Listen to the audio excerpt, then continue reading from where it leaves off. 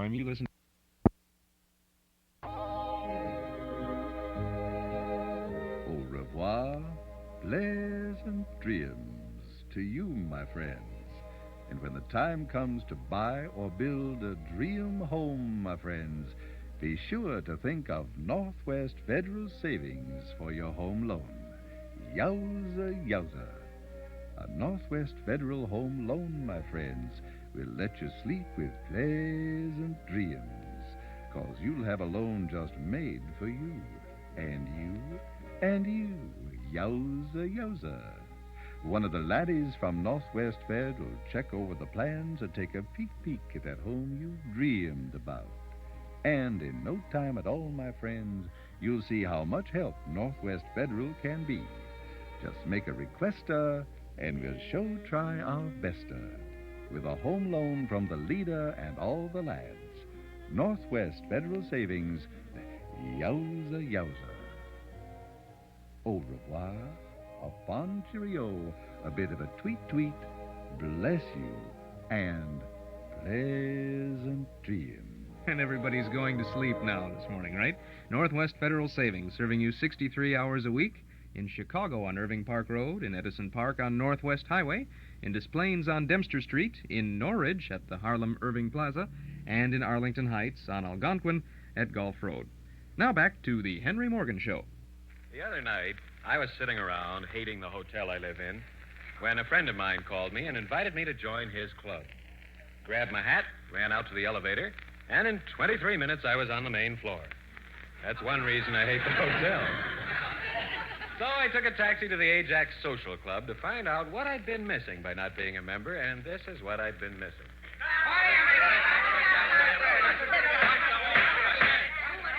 The club will please come to order. Our secretary, Miss Sadie Hammerklutz, will please read the minutes of the last meeting. Miss Hammerklutz? The last meeting was called to order promptly at 8:45. It came to order at 9:30. The delay was caused because the Sergeant-at-Arms, Mr. Scunn, took such a long time throwing out a noisy member, Mrs. Scunn. He also beat her up. That completed the old business. New business. A motion was made by Mr. Klangle not to allow any more women to join up. The motion was made, seconded, and defeated. A motion was made that women are human, too. It was passed 24 to 23. After that... Mr. Chairman! The chair recognizes Mr. Klangle. Listen, Chair. The time is growing late and we have had enough minutes. I move we do away with Miss Hammerklutz. Good motion. No business. We got a new member here who has to be sworn in. Mr. Morgan? Yeah. I'm going to swear you in. Repeat after me. I. Do. Pledge. To. Up. Hold. Thee. I said thee. I said thee. Oh, never mind the rest. Oh, never mind the rest. All right. Shut up. Now you're in good standing. Sit down. Mr. Chairman. The chair recognizes Mr. Scunn. Mr. Chairman, the Education Committee has chosen a very educational topic for the education lecture at our next meeting. What is the educational topic? The topic is, why do children behave like pigs? I object. What do you object to, Miss Hammerklutz? I object to the topic. No reason for the whole club to listen to a lecture just because Mr. Scunn's children behave like pigs. I object. What do you object to? I object to Miss Hammerklutz. Mr. Chairman, The chair recognizes the new member. Mr. Morgan? I think it's a very educational topic. Mr. Chairman, Yes, Mr. Klangle? I make a motion the new member shall be kicked out. The motion is out of order. We are discussing pigs in general and not the new member. Mr. Scunn, do we have a speaker? Yes, the Educational Committee has procured the services of an eminent doctor in the neighborhood, Dr. Lucius Crange. I don't think Dr. Crange is qualified to talk about the behavior of children. Why not? Well, he's a foot doctor. For one thing, what does he know about children? Children have feet, don't they? I never heard of such a foolish remark from a new member. Mr. Chairman, What is it, Mr. Klangle? I make a motion that the new member shall be kicked out. On what grounds? My opinion is being questioned. I wish to resign. Nobody resigns before the collection of dues. Go on, Mr. Scunn. Well, the Education Committee proposes that we charge a quarter admission for the lecture. After all, it should be worth a quarter to each and every one of us to find out why our own little precious child acts like a pig. That there's ridiculous. Dr. Crange's opinion about children isn't worth a quarter. All right, during the question period, you can ask him about your feet.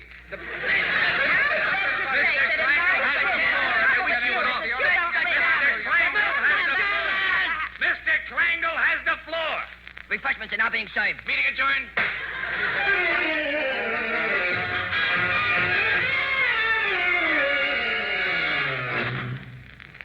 Tonight, Bernie Green plays a medley of songs, which medley will bring tears to your eyes.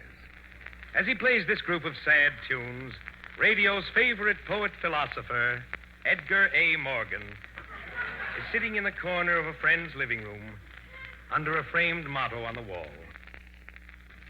The writing on the motto reads, "Home is where the heart is." Bernie Green's music and our guest, Edgar A. Morgan.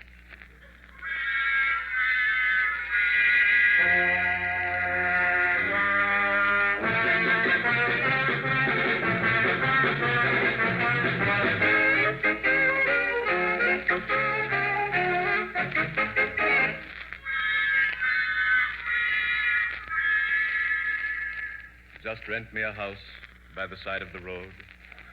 A 2-storied penthouse will do. A $10,000 furnished abode with kitchen, 2 baths, and a view. I need a living room 40 feet long. In an elegant residence, that is my feeling. Now the orchestra plays a home-type song with no regard for the OPA ceiling.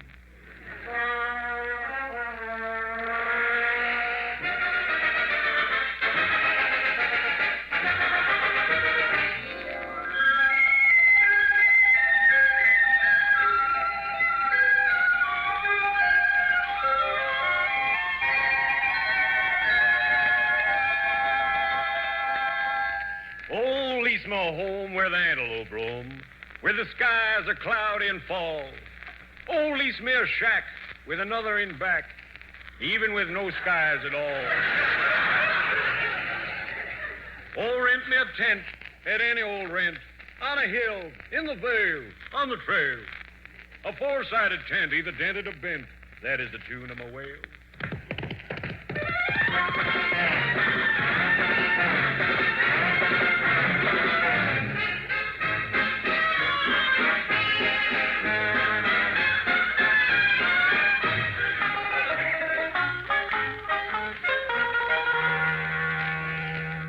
I've lived with those outlaws, my in-laws, for years. Their bickering is driving me nuts. All I got is a cot. How lovely appears the thought of a cave, or a hole, or a hut. Oh, rent me, sublet me, or lease me a place. I only want room for my toothbrush and comb. I'll take a Quonset, a houseboat, just space. Any old thing that I can call home.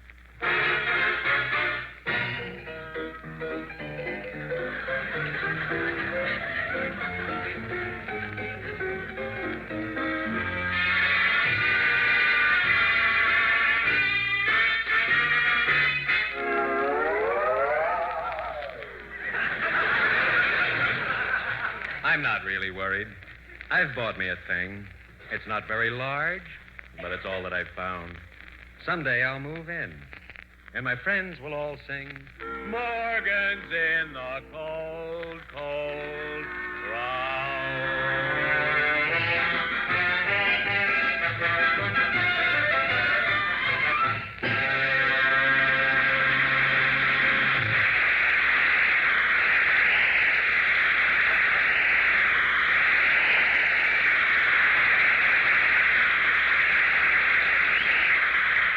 And here is Uncle Charlie. Most men agree the 4 biggest shaving nuisances are the time it takes to shave, razor nicks and skin irritation, the nuisance of cleaning razors, the nuisance of unwrapping blades. Eversharp Chic Injector Razor banishes these 4 nuisances forever. Ends nuisance number 1. No time wasted. Nationwide shave-a-thons have proved Eversharp Chic Injector Razor at least 50% faster. Cleaner, smoother shaves in half the time. Ends nuisance number 2. No nicks or cuts. Patented guard bar prevents skin irritation. Even under nose, Eversharp shaves clean and smooth without skin irritation. It's 100% safer, 200% cleaner. Ends nuisance number 3. Nothing to take apart or put together. World's easiest razor to clean. Just rinse under faucet, shake, and put away. Ends nuisance number 4. No blades to unwrap. Automatic blade changer. Locks new blade in correct shaving position instantly. And they're the world's sharpest blades. For the world's fastest, easiest, cleanest shave, use Eversharp Chic Injector Razor. Only $1.25, complete with 20 blades. And you wouldn't want to get it without the 20 blades because it's kind of hard to cut through the whiskers, in the morning without them. Yes. Long pause. We'll be back to the Henry Morgan Show in just a moment. When someone mentions carpet or rug cleaning, the first name that comes to mind is Magicist. Hi, this is Carmelita Pope, reminding you that Magicist also sells rugs. Magicist carries a nice selection of colors and styles, all priced to satisfy the tightest of budgets. In addition to bargains and new rugs, Magicist also carries a selection of unclaimed rugs. You can find a truly outstanding buy in an unclaimed rug and finally afford to cover the rec room or basement floor. Magicist also stocks bathroom carpeting and can assist you in fitting your van or camper to a T. When you're in the market for a rug, the first name that should come to mind is Magicist. For the location of the Magicist rug sales room nearest you, see the white pages. Chicago phones call 378-8600. Master charge and Bank AmeriCard welcome. Come clean with Magicist and get your whole house Magicist clean. Ask about Wisconsin Dells tickets when placing any Magicist order. It's 29 minutes after 8 o'clock. This is Mark Nelson for Chuck Shaden in the Hall Closet on WXFM Chicago 106 on your FM dial. Paterno Foremost Liquors at 5303 Milwaukee Avenue at Central, just north of Foster. That's where fine wines have been a part of family tradition for 3 generations. Put a visit to Paterno on your agenda and you'll be amazed at the fabulous wine cellar. Choose from hundreds of different wines from every corner of the globe and chat with a member of the Paterno family who will be pleased to help you select just the right wine for that special occasion. Paterno Foremost Liquors, Chicagoland's one-stop beverage mart for imported and domestic wines, beers, cordials, soft drinks, whatever. Visit the wonderful world of Paterno, Monday through Saturday from 9 in the morning till 10 at night, Sunday from noon to 8 p.m. Paterno Foremost Liquors, 5303 Milwaukee Avenue at Central, just north of Foster. And now, the concluding act of the Henry Morgan Show.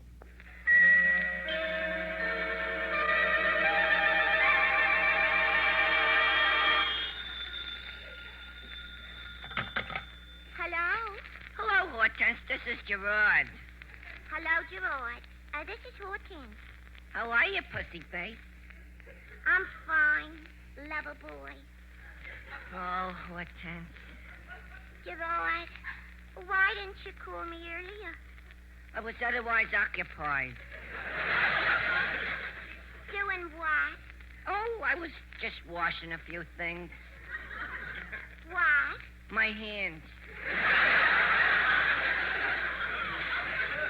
Oh, Gerard, you're such a witty type. Honest, I never saw such a brain on a fella. Oh, pussy face. Hortense, what are you doing tonight? Why? How would you like to frolic with me?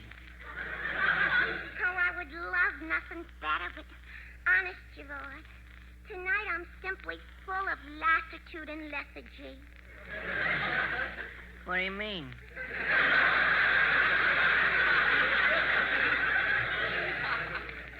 I'm beat. Oh. I'm going to sleep early so I can be fresh at work tomorrow. Maybe I'll dream about you, like I did last night. You did? What did you dream? I dreamt that you were a real knight in shining armor. Oh, you were so masculine, sitting on your horse with your spear and eyeglasses. You dreamed that about me? Oh, sugar lips. And then you were fighting a desperate Douglas Fairbanks, Jr. Him. And then what happened? Well, what could happen? He killed you. Well, I don't care, Hortense. It's a great honor to be killed in one of your dreams. Will you try to dream about me again tonight? I acquiesce.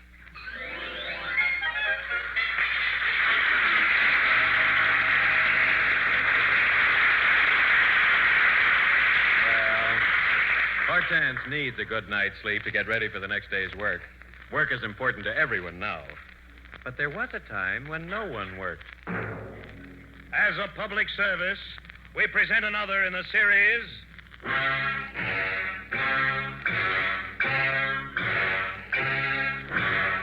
The March of Science.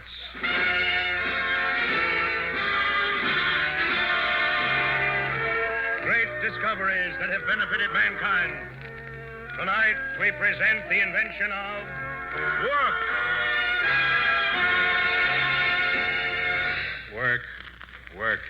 Without it, everyone would live like a congressman. Without work, nothing would be built well except Lana Turner. Today, men work hard hoping to get places. In factories, on farms, in movie balconies. But there was a time when work was unknown.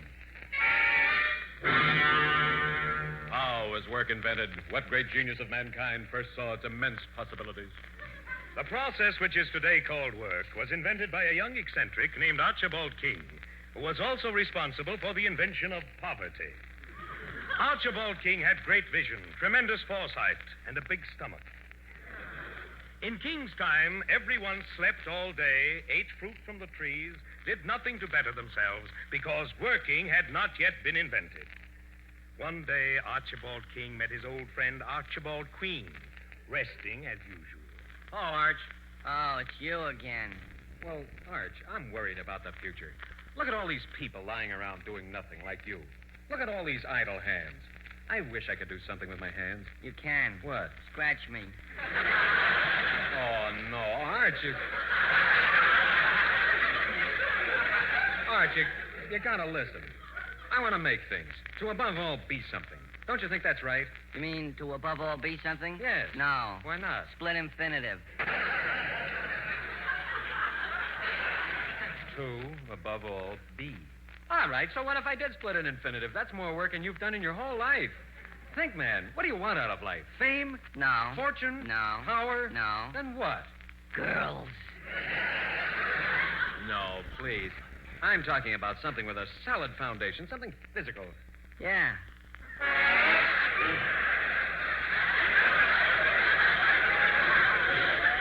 Listen, Arch, if we start making things, building things, history will talk about you and I. Don't you agree? That history will talk about you and I can't agree. Why not? Because the subject of a preposition always takes the objective case. Arch, help me. We'll go at this together. We'll build together. We'll eat together. We'll sleep together. We'll dream of a bright future together. What do you say? I do.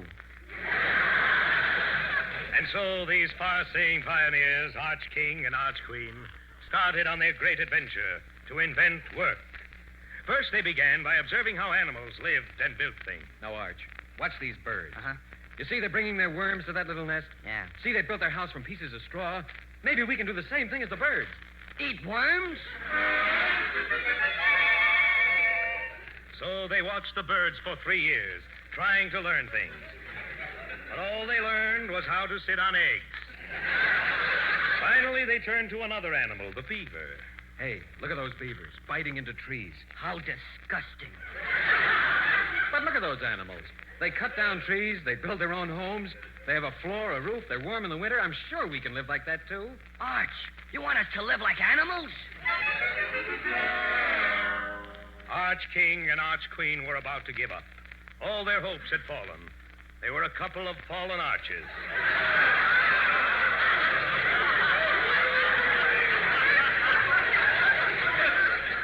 But something inside them drove them on. It was the desire to drive on. So on they drove. Look, Arch, maybe if we take these little rocks and pile them one on top of another. You're right. Let's go. Faster, Arch. Pile those rocks. Faster, faster. Pile them one on top of another. There. It's done. Gee, The rock's awful high, but what's it good for? It's very important. For what? In case we ever need a high piece of rock. Watch, King, you're a genius. And what's more, you always were, King. I always what? Were, King. And so working was invented.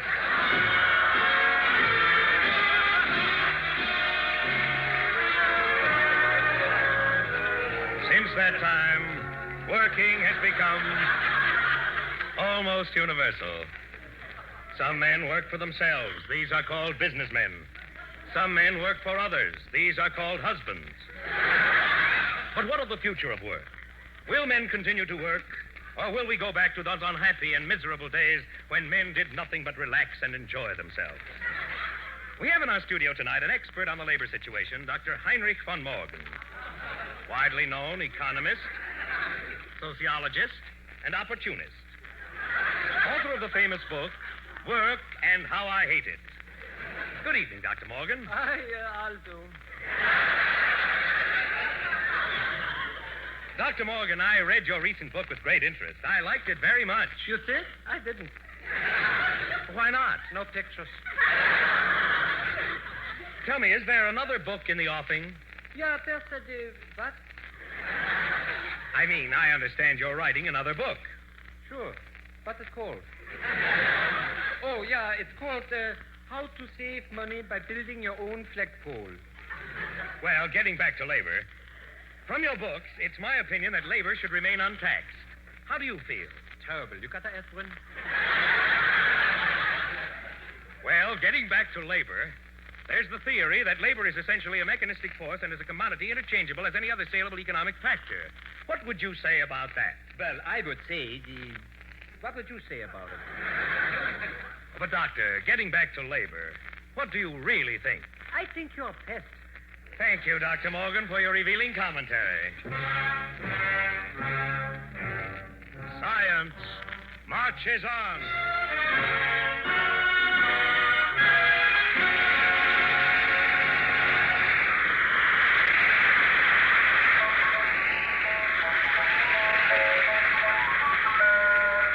Morgan will be on this same corner in front of the cigar store again next week at this time. But don't go away. We're going to take the pictures, remember. Don't go away.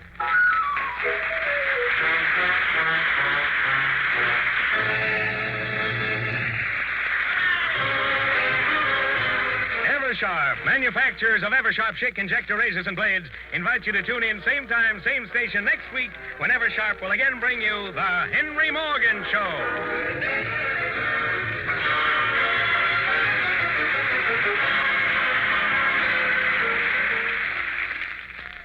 They're yours again. Eversharp Schick Injector Blades for the world's fastest, safest, smoothest shave.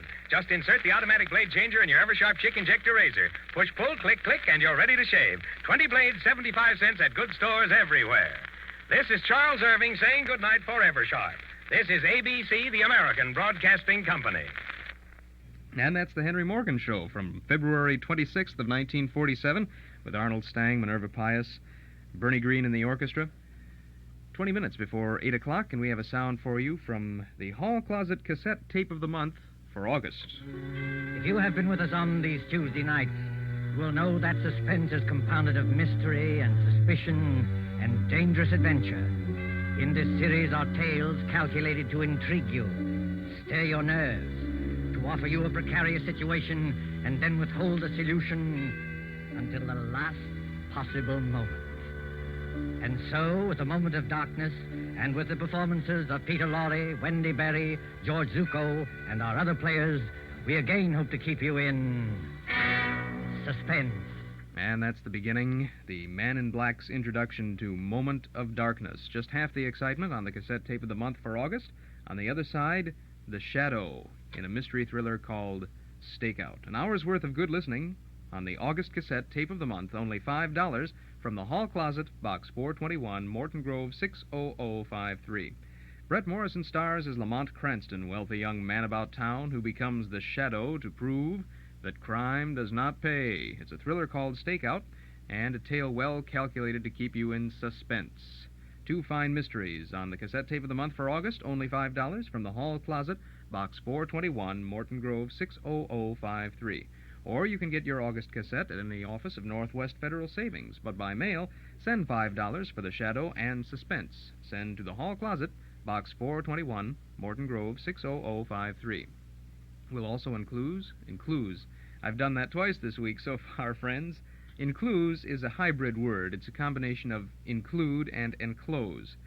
But they'll also include or enclose, whichever you prefer. Just write your preference on a plain sheet of paper and mail it with your self-addressed envelope to the Hall Closet, a list of previous cassettes of the month that are still available. You can get that list by sending that self-addressed envelope with a stamp to the Hall Closet, Box 421, Morton Grove, 60053, or pick up the list or any of the Hall Closet tapes at the Metro Golden Memory Shop at 5120 West Irving Park Road in Chicago. And speaking of which, they have a great deal over there for you, too. News for Vic and Sade fans from that little shop halfway up Irving Park Road. The Metro Goldwyn Memory Shop has a limited supply of the newest collection of Vic and Sade scripts by Paul Reimer. It's a brand new edition of 30 more classic scripts about radio's home folks, the residents of the small house halfway up in the next block. Vic and Sade and Rush and Uncle Fletcher and all of Paul Reimer's immortal radio characters live again in this collection of scripts from a radio show still lovingly remembered by generations of Americans. The new book, Vic and Sade, the best radio plays of Paul Reimer, won't be generally available until later this year, when it'll be officially released by the publisher, the Seabury Press. But they've arranged to get a limited supply of advance copies just for Metro Golden Memory shoppers and for Hall Closet listeners. And Mary Frances Reimer, who edited her husband's great radio broadcast scripts, has been kind enough to autograph them for you. Like the first volume of Paul Reimer's radio plays, this new Vic and Sade book is destined to become a real collector's item, so get your copy now, only $12.95, at the Metro Golden Memory Shop, 5120 West Irving Park Road, just east of Laramie. Open Tuesday and Wednesday from 11 a.m. to 6 p.m., Thursday, Friday, and Saturday till 8, and Sunday from 1 to 5. Metro Golden Memories, the MGM shop. 16 minutes before 8 o'clock, we have a guest with us in the studio this morning, a famous Chicago personality who has been written up in Sunday supplements since heaven only knows when, guest on myriad television shows. How many television shows have you been a guest on, Joseph? Oh, 6, I think. 6. That's a myriad. Myriad, right. In case you need a definition of myriad, folks, that's it. Joe Sarno is our guest this morning, and he's here to blatantly plug the upcoming Chicago Comic-Con at the Towers Hotel on Walton Street this weekend. Right. Comic-Con's a hybrid word, too. Is that so? Right. Like myriad includes a Comic-Con. Would you like to define that for the... Well, that's a hybrid word of 2 words, comic convention. And this will be the biggest comic book convention that this city has seen. We have 8 guests at the convention. Stan Lee is our headliner. He's the publisher of Marvel Comics. He's the guy that's responsible for Spider-Man and Fantastic Four and a lot of other characters some of your listeners probably grew up with. Jeanette Kahn, who's the new publisher at DC, a young lady of 29 years old who has quite a bit of responsibility on her shoulders now. Harvey Kurtzman, who founded Mad Magazine and Little Annie Fanny for Playboy. 3 young artists, Tim Conrad, Mike Grell, Mike Vosberg, and 2 local comic personalities and pulp personality, Alan Hanley, who's a young comic artist just getting his start, and Bob Weinberg, who's a pulp authority. We'll have movies, slideshows, talks, panel discussions, which will feature most of these people, and we're looking for a great time.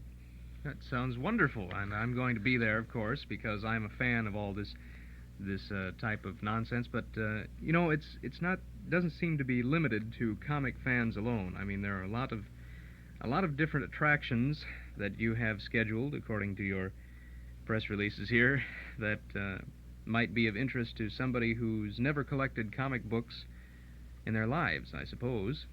Yeah, well, the main attraction to any convention of this sort is the dealer's room. And in the dealer's room, we'll have 50, 60 people who will have about 70 tables set up.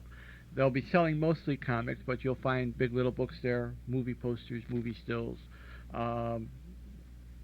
original art. We will have an original art display, the first of its kind in this city, that will be open to the public who will pay the admission. By the way, the admission is $2 a day, $5 if you attend all 3 days.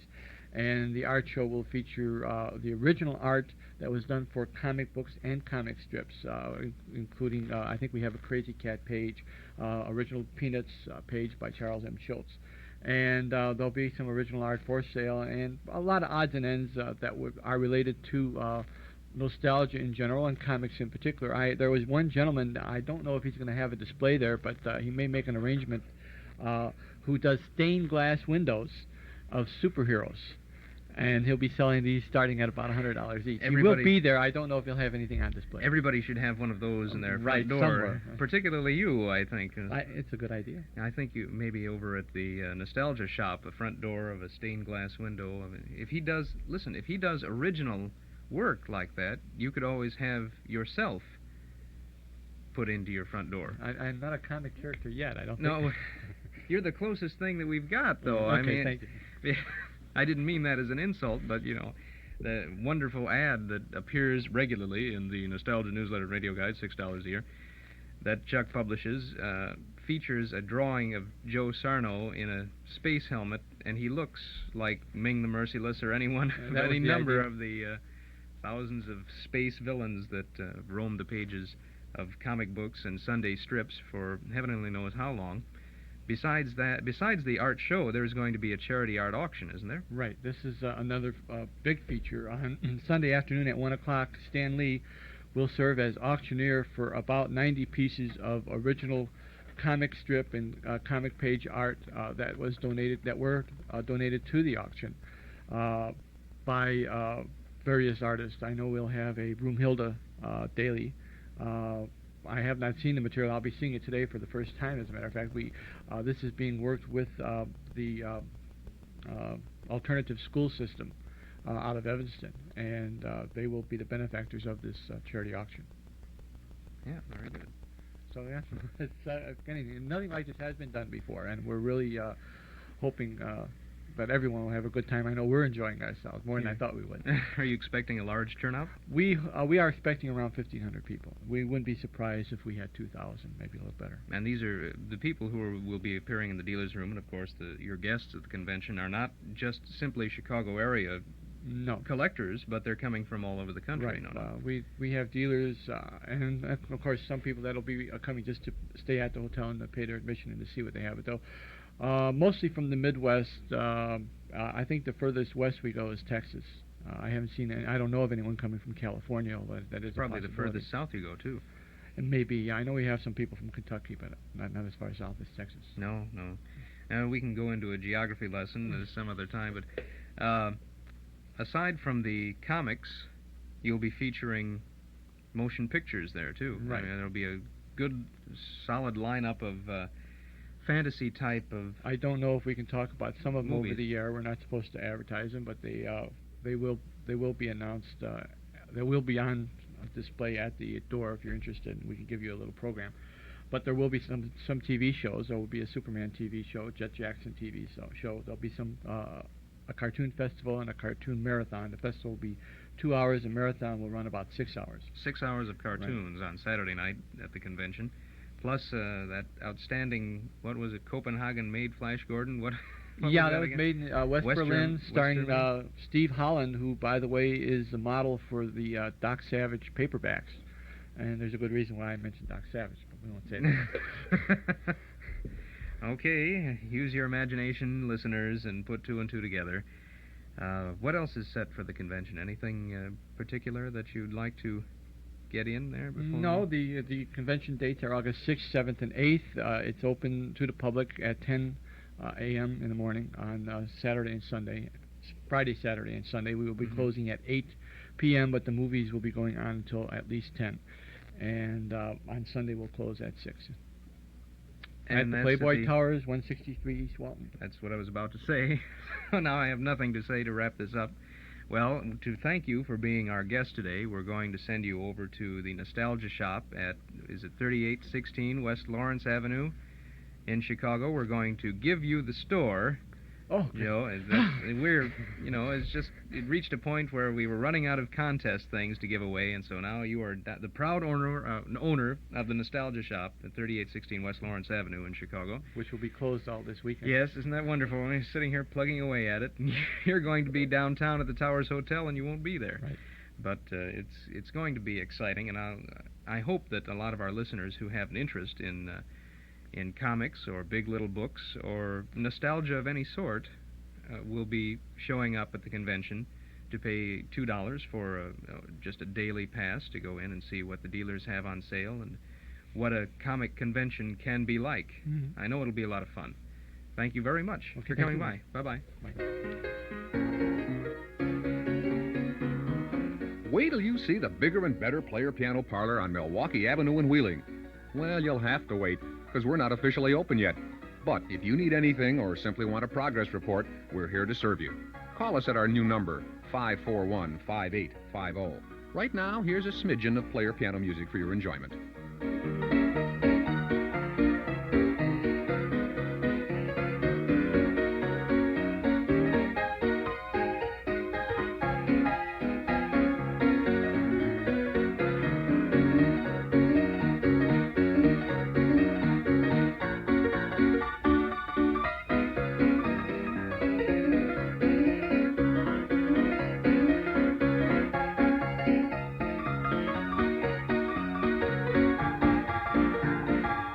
Player Piano Parlor, opening soon.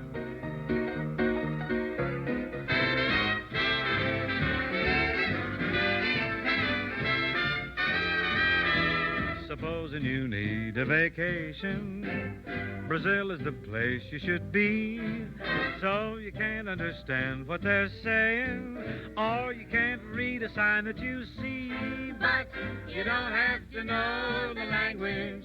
With the moon in the sky and a girl in your arms and a look in her eyes. You stop at the Copacabana with Sugarloaf Mountain in view. So the words on the menu mean nothing. You can't ask us all what to do. But you don't have to know the language. With the moon in the sky and a girl in your arms and a look in her eyes. When she smiles your way, what more would you want anyone to say? So you sigh, just sigh.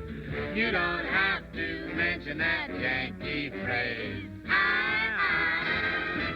Perhaps when you end your vacation, you bring back a bit of Brazil. So you can't understand what she's saying.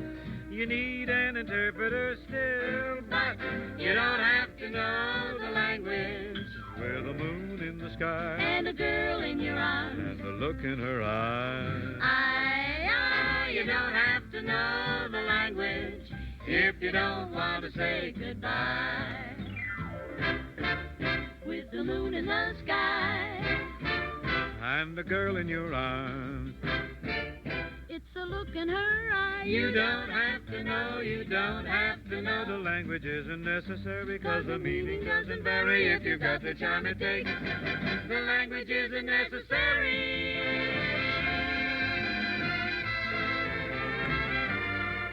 When she smiles your way, what more would you want anyone to say? So you sigh, just sigh. You don't have to mention that Yankee phrase.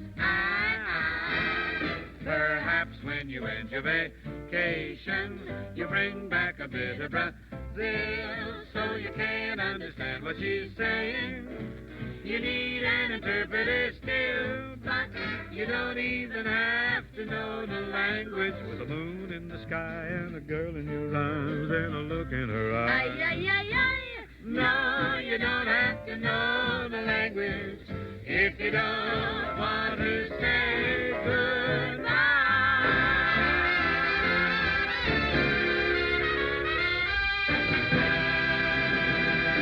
Bing Crosby and the Andrews Sisters, 4 minutes before 9 o'clock this morning. In the Hall Closet program, Mark Nelson for Chuck Shaden with you until 10 this morning. Beat the Heat. And get special savings on Westinghouse and Frigidaire room air conditioners right now during the summer savings sale at Townhouse TV and Appliances. No matter how hot a spot you're in, Townhouse can cool you off with a Westinghouse or Frigidaire room air conditioner that's right for you. Choose from compact models you can carry home and install yourself, mobile air models for bigger cooling jobs, and heavy-duty models for the toughest jobs or multi-room cooling. Townhouse will even conduct a free survey of your home to determine size and voltage requirements with no obligation. Room air conditioners by Westinghouse and Frigidaire waiting for you at Townhouse TV and Appliances, 7243 Touhy Avenue, just west of Harlem. You're sure to find the model that's just right for your cooling needs.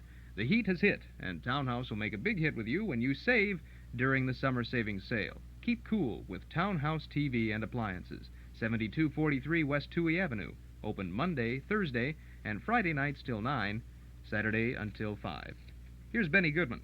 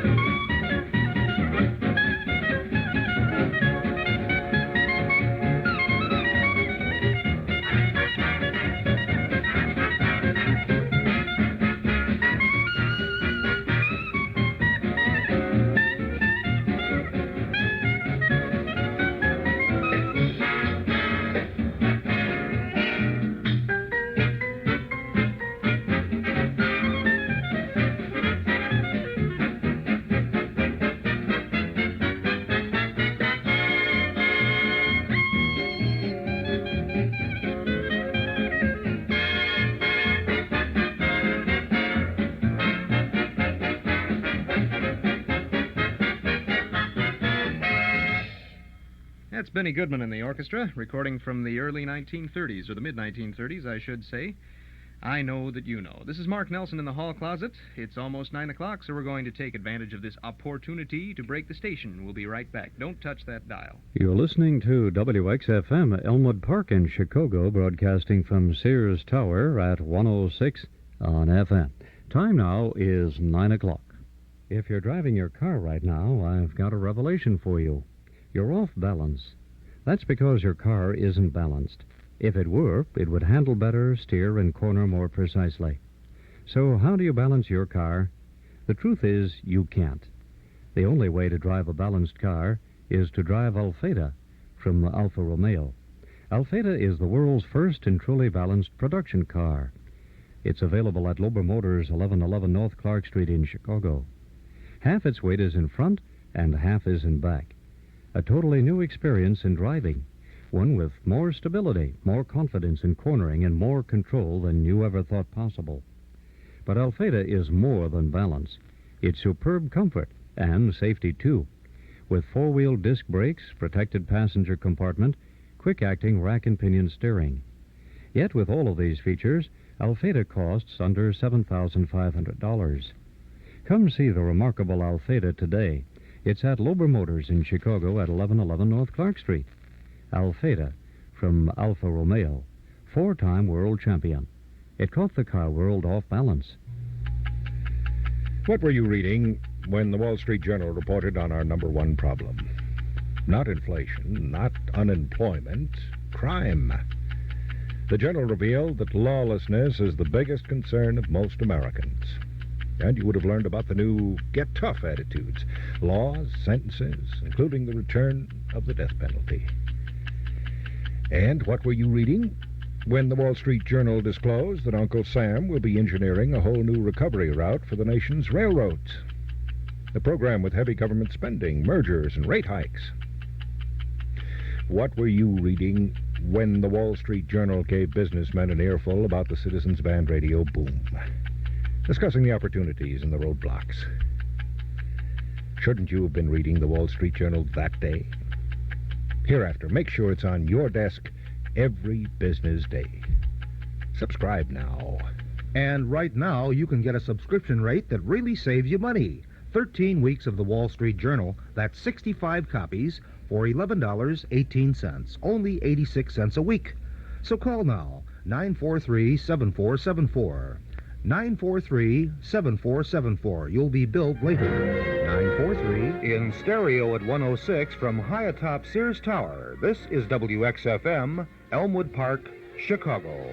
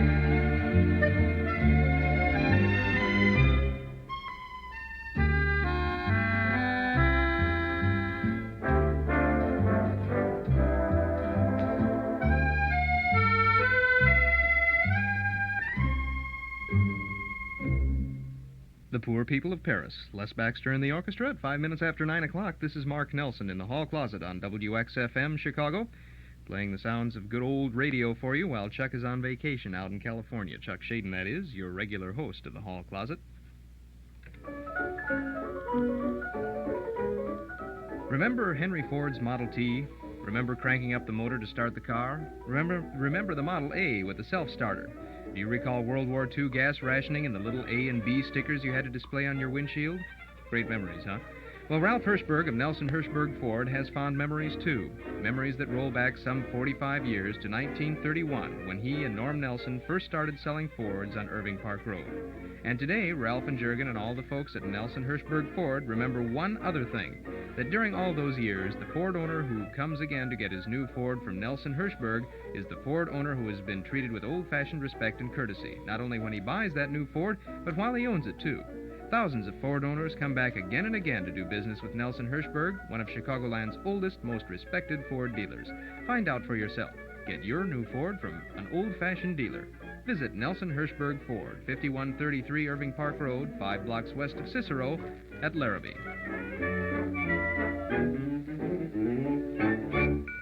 Well, we're going back to 1959 now, September 16th of 1959, where we're going to interrupt a couple of people who are introducing the CBS radio network. Oh, I'm sorry. Oh, I'm sorry, I was slaving there. And now, Bob Elliott and Ray Goulding present CBS Radio Network.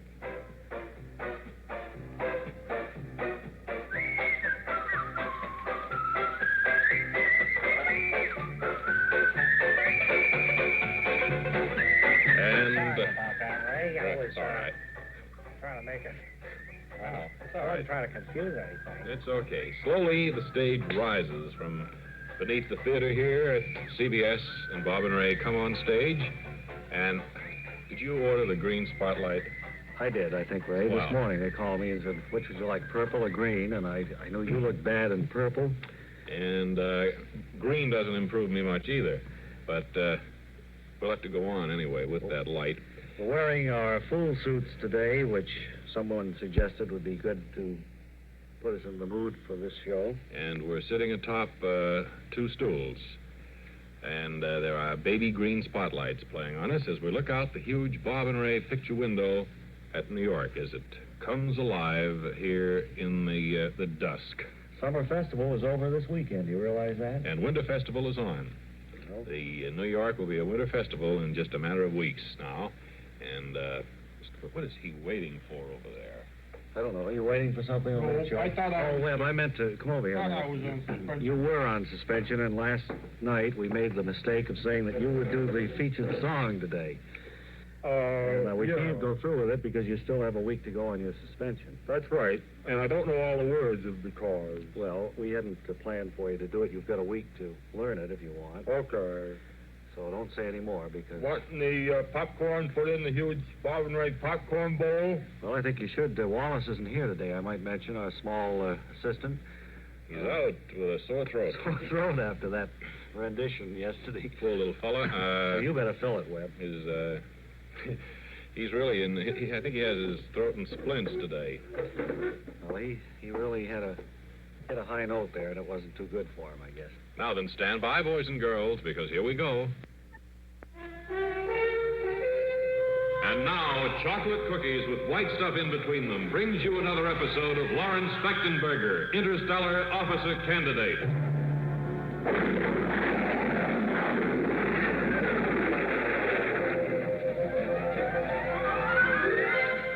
When Lawrence and his assistant, Mug Mellish, were taken from the spaceship at the Space Academy, the commandant immediately realized that something was wrong with the two of them and ordered them sent to the hospital for a long period of mental tests. Now, in the office of Dr. Spangford-Haven, you hear? And I have no reason to believe, Doctor, that I'll be here longer than I hope I'm over for these original tests. All right, Fectenberger. Now, you know what you're sent here for. We're going to conduct a little experiment in hypnotism. I know. on you. I understand what I'm here. I'm here to have my wig picked, so to speak. That's a good phrase for it, Fectenberger. All right, quiet, both of you. Mellish, you lie down here on this couch, and Fectenberger, you lie down here on this couch. All right. Come on, Mug. So, now then, you're going to close your eyes and just think about nothing in particular. You're going to go to sleep. Just 1 second, Yeah. Doctor. It's impossible for me to think of nothing in particular. Yeah, he got a lot on his mind, Doc. I mean, when you tell me not to think of anything, I think of, well, you telling me not to think of Just nothing. close your eyes and think about me telling you not to think about anything. So way to go now. All right, sir. Now, you're going slowly to sleep there. Yes, sir. Close your eyes, Mellish. Yeah. Don't sneer now, Mellish. This is a serious medical I experiment. want you just to go to sleep. You know, they and, think we're nuts, don't you, Once Mellish? I get you under the spell of hypnotism here, I'll be able to discover just what this is all about, these little people. Now, you're going to sleep. You're falling into a deeper, deeper sleep now, but you can hear what I'm saying to you. I'm asleep now. I'm asleep now, too. You can hear what I'm saying, Fectenberger. We went right to Polaris. You went to Polaris. Let me write this down. So. And on Polaris, these little people. Yeah, those little people. That's what made them send you here, Fectenberger. Can't you hear them, Doctor, now? Those little people. Yeah, they're marching up and down the drill field just before they captured us. All right, you think you hear little people marching, right? We did in Polaris, Doctor. Yeah. And then... Did they say anything to you, Fectenberger? Yes, they accused us. These are the two I told you about, Uglet. Let's go, Third Bob. That one on the right, the surly one, is the one who's been saying nasty things about us. It was Mellish. These are people here Mellish. on Polaris. Why don't you be quiet? I was saying the nasty things about You them. can say that again, Uglet. Mellish. I think these Earth people should be made an example of. That's a good idea. It was Mellish sneering, who got us into trouble. Yeah. The little people. All right, now, I'm going to count to three, Fectenberger and Mellish, and when I count to three and clap my hands, you'll be wide awake again. 1, 2, 3. Oh, well. What did I say, Doctor? What do you think now, sir? You're both nutty as a fruitcake.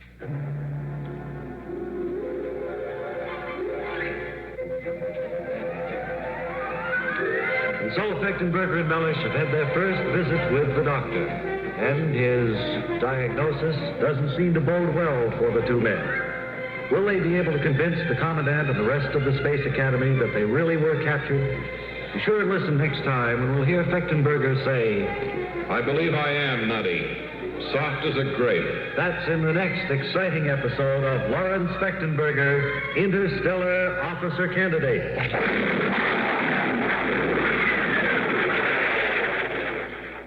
Soft as a Grape. Bob and Ray on the CBS Radio Network in 1959, September 18th. Correction on that, September 18th of 1959, a Friday program. This is Mark Nelson in the hall closet, reminding you briefly to subscribe to our Nostalgia newsletter and radio guide, a one-year subscription, only $6, and it contains the complete schedule of old-time radio shows we offer throughout the week on a number of Chicagoland radio stations. Also, jam-packed with page after page of articles and photographs from and about the good old days. You can subscribe right now by phone when you dial 545-2260. That's 545-2260. Just give us your name and address, and your subscription will begin with the August issue, which you'll have in just a few short days. And we'll include an invoice for your one-year subscription, only $6. Call us here at our Nostalgia Broadcast Center right now at 545-2260.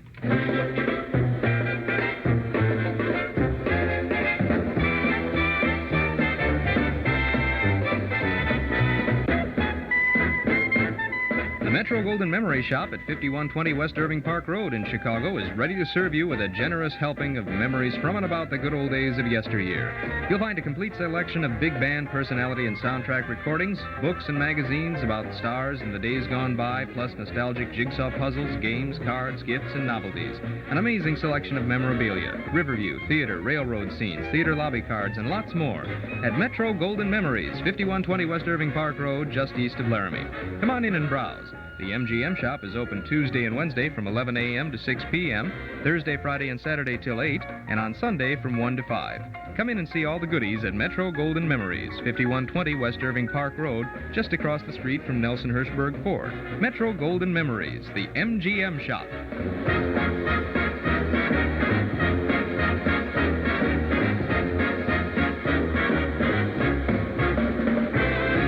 And now back to Bob and Ray. Hey, gang at college, now that you're all back at school and all, we have an exciting new feature. Oh, wow, do we ever?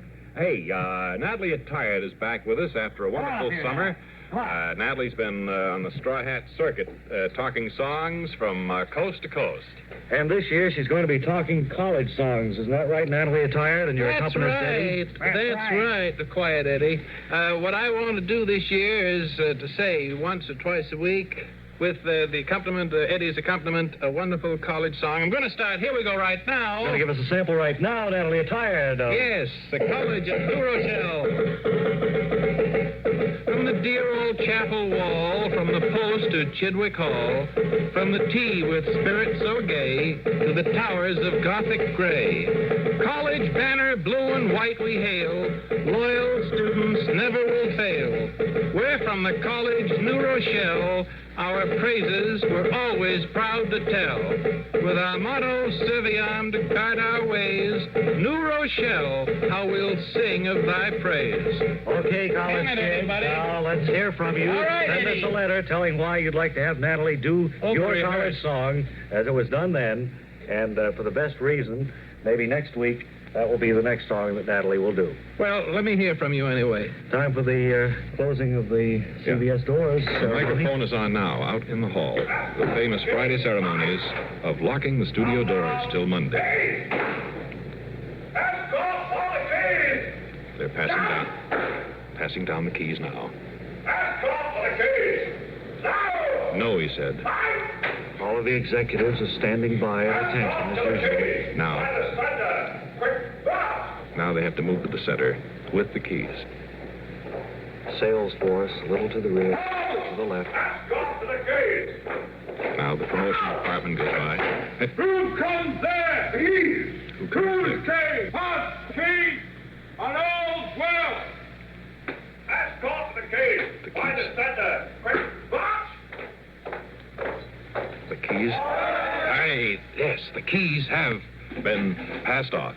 And the studio's locked till Monday. It's locked up for the weekend, and of course, come Monday morning, we're never here that early in the morning to witness the opening of the. No, but they doors. say it's not quite as colorful as Friday night. People more or less have that Blue Monday effect. And, on Friday they're looking forward to happy things. I think right now, though, it's time to say we'll be back to preview the secret word for Monday in just 10 seconds.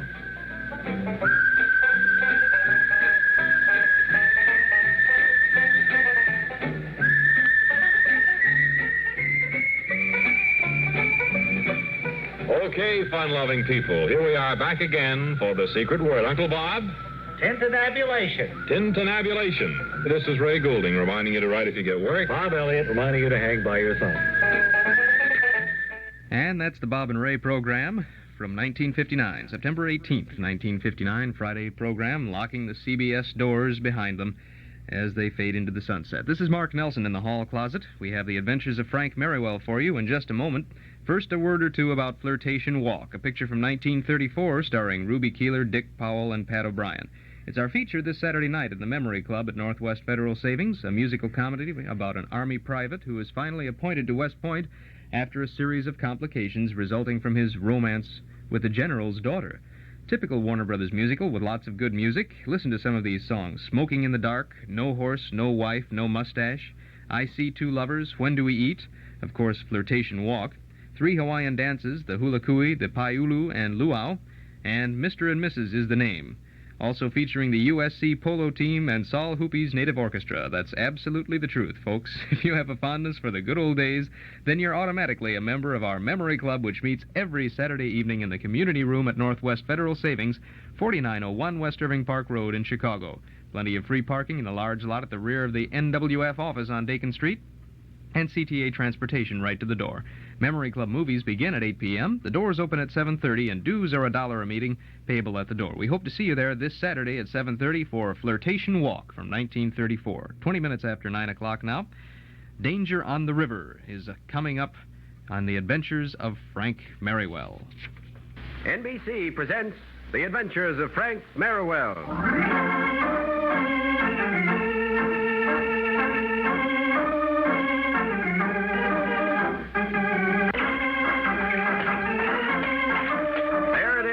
Of the past, an exciting past, a romantic past, the era of the horse and carriage, gaslit streets, and free-for-all football games, the era of one of the most beloved figures in American fiction, Frank Merriwell. Merriwell is loved as much today as ever he was, and so the National Broadcasting Company brings him to radio in a new series of stories based on the famous books written by Gilbert Patton under the pen name Bert L. Standish. Today, Danger on the River.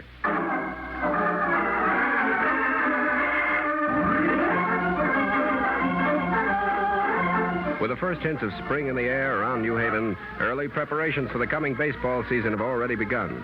And so as our story opens today, we find Frank and Bart, dressed in sweat clothes, jogging along a country lane just outside the city limits. Boy, This air feels good in your lungs. It sure does, Bart. This is just what we needed to loosen us up for our first practice. I'd like to be out playing ball right now. Oh, you know what the coach said. No throwing until we've worked out in the open air for a couple of days. The schedule we've got, we can't afford any sore arms. I know. Oh, wait a second, Frank. Hold it up. Huh? What's the matter? Oh, look at that stretch of road up ahead. It's a solid mass of mud. We can't go through that. Yeah, you're right. It's pretty messy. Maybe we better take to the field. Why, I suppose we could go back to the crossroads and take that other fork. It leads right to the creek, too. Oh, that would take us too long. Don't forget, Inza's meeting us with the wagon on the other side of the footbridge, and we haven't too much time. Oh, that's true. Our best bet would be to cut across the fields right about here. That way we could hit the river road without going through all that mud. Well, let's get going then. Come on, over the fence. Right with you. Careful now, you don't turn your ankle. This field's pretty rough. I know. I'm watching it. This must be the Mallory pasture, isn't it? I think so. Hope the old man doesn't mind our crossing it. I don't think he will. He's a pretty good sport. I know he... Hey, Frank. Frank, look. A bull. And he's charging us. Come on. Good night. The fence, Frank. Try to make it. Come on, Bart.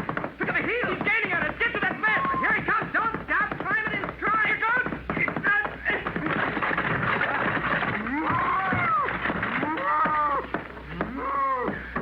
Oh, boy, that was close. Too close. I could feel his breath just as we hit the fence. And he hit it, too. Hey, what's going on? The bull was after him, Jimmy. They were in the pasture. Well, look who's here, Bart. Jimmy Mallory. Hi, Jimmy. Gee whiz, Frank Merriwell and Bart Hodge. What? No wonder the bull couldn't catch him. Gosh, Jimmy, you mean these are the two Yale athletes? You bet. I'm a friend of theirs. Isn't that right, Frank? You sure are, Jimmy. Shake hands with my friend Stevie. He's visiting down on the next farm. Stevie's 14. Oh, glad to meet you, Steve. Gosh. But what are you doing way out here? Hasn't baseball practice started yet? Well, not quite, Jimmy. Bart and I are doing a little road work to get in shape. Oh, Steve and I were just playing catch when we saw you running out of the pasture. Uh-huh. Mm-hmm. Hey, look, want to see the new mitt I got for Christmas? Oh. Say. Yeah. Hey, this is a nice mitt, all right. Well, look, don't let us interrupt your game. Oh, that's all right. We'd rather talk to you. Sure. I was trying to show Steve how you throw the double shoot. Only he wouldn't believe me. I still say it's impossible. See, Frank? Show him how you can throw it. Well, I'm sorry, Jimmy. The coach gave us orders not to do any throwing yet, but if you come into one of the games, I'll show you, huh? Don't worry, we're going to. But I wish you'd show me, Mr. Merriwell. I can't get the hang of it. Well, never mind learning to double shoot just yet, Jimmy. But, gee, I want to get to be a real good pitcher like you, Frank. Well, you see, what you want to work on, Jimmy, is control. That's the most important thing of all. Getting that ball to go where you want it every time. Frank's right, Jimmy. That's what makes a great pitcher. Well, if you both say But, gee, so. couldn't you make just one pitch first, to show us how to do it? Look, I'll tell you what. The coach said we couldn't throw a baseball, but he didn't mention anything about throwing stones. Let me see here. Yes, here's a good size one. Now, do you see that tin can lying on the ground over there? You mean Frank, the one way over there? Gosh, he can't hit that from here, I'll bet. Well, I bet he can. Show him, Frank. All right, keep your eye on it. Well, not too hard, Frank. You don't want to come up with a sore arm. Don't worry. All right, here goes. Wow, he hit it, and clean in the middle. Oh, boy. What a throw, Frank. Now you see what he means by control, Jimmy. Well, you can learn to do that, too, Jimmy. All it takes is practice. Then I'm going to practice. You'll see. Me, too. Good boy. That's the stuff. Well, we better be going, Frank. Inns will wonder what happened. Yes, that's right. Well, see you again, boys. Where are you going now, Frank? Someone's waiting for us with a wagon just the other side of the old footbridge. We wanted to cut across the farm and get to the river road. We know a shortcut. Come on, Stevie. Let's run with them part of the way. You bet. That is, if it's all right. Oh, sure, it's all right. Only let's get started. We're a little late.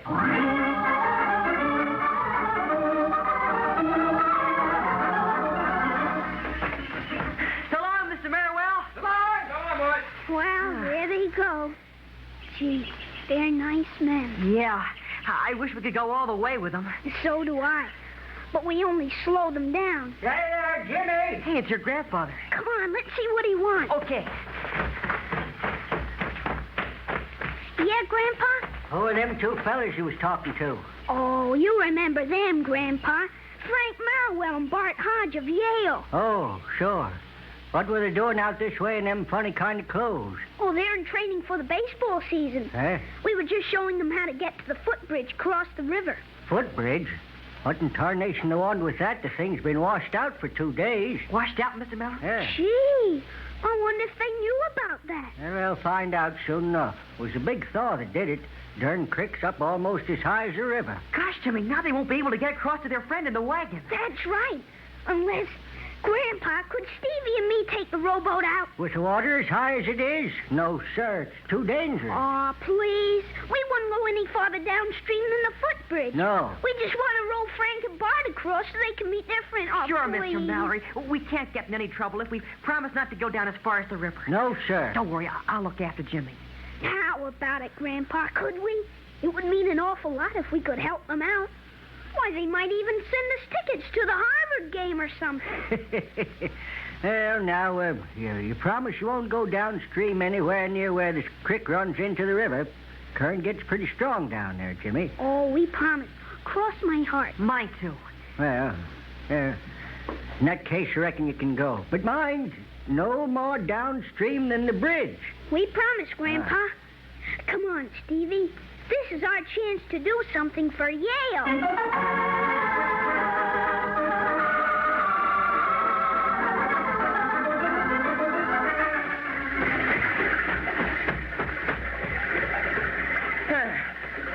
We made it. Now all we have to do is... Hey, Frank. Frank, look at that. The bridge is down. Must have washed away when they had the thaw a couple of days ago. Sure, that's what happened. Look at the creek down there. It's a miniature river itself. Oh, what now? Well, there's no way to cross to the other side. Well, there's an old raft down there on the opposite bank.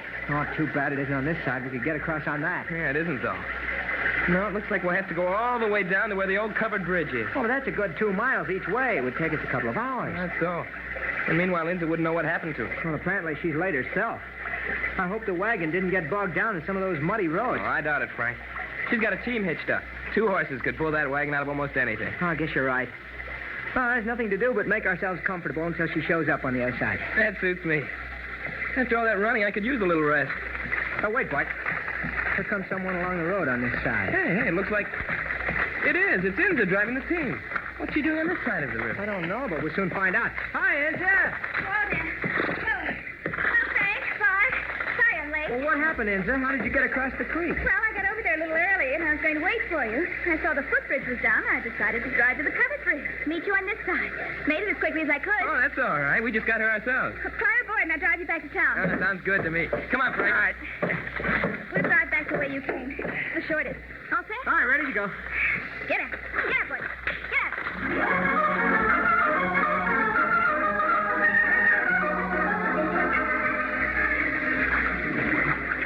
Here's the boat, Stevie. Right where I told you we'd find it. Yeah.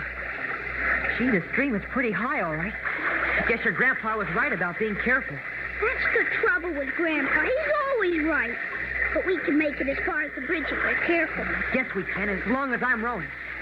Well, come on, let's get in. No, all right.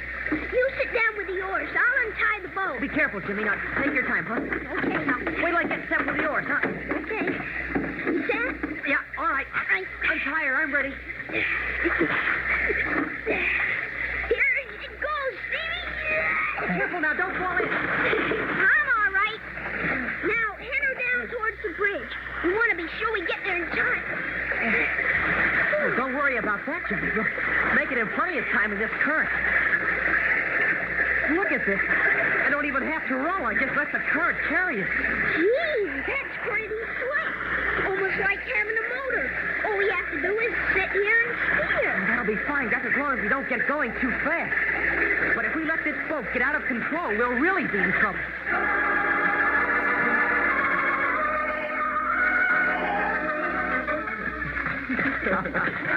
Oh, and there's the pasture into the one we told you about. And there's the ball, too. It's the funniest thing I ever heard. I'd love to see you two running away. Well, I guess it sounds funny now, but it wasn't at the time. I said it wasn't. I thought for a second we weren't going to make it. Well, that should teach you a lesson, trespassing on Mr. Mallory's property. Hey, here you are, Dick. Goodness, who's that? Yeah, it's old man Mallory himself. Better see what he wants, All Injun. right. Hi there. Easy, boys. Easy. He looks sort of excited. Well, hello there, Mr. Mallory. What's the trouble? You boys haven't seen my grandson Jimmy, have you? Why, yes, sir. Back here at the farm about an hour ago. Why? But you didn't see him down to the creek, him and that young friend of his. Stevie? No, sir, we didn't. Well, went down there to the footbridge in a rowboat. Said they were going to row you boys across the creek on account of the bridge being washed out. In a rowboat? Yeah. We saw no sign of a boat, sir. No, that's right, sir. And we were looking down at the creek, too. Should have been back a long time ago. Consarn, they got down as far as the river where the rapids are. Oh, dear. Well, wait a minute, sir. There's no call to get excited. I imagine the boys arrived after Bart and I had left. Oh, sure. They were probably watching the far bank looking for the wagon. That's where we expected it to come. Goodness sakes. You don't think they might have... I'm sure they're safe, Enza. Mr. Mallory, I'll bet they're still tied up at the bank waiting for us to show up. I hope so. That creek's mighty swollen, and the boys could get in a heap of trouble. I should never let them go out in that rowboat after you. Well, you know? don't worry about it, Mr. Mallory. I'm sure they're all right. Suppose we turn around and go back after them right now. I'd appreciate it if you would. Oh, don't mention it, sir. Swing around right here, Enza. All right, thanks. Get up, boys. Get up. Easy now. Easy. Get around. That's the way.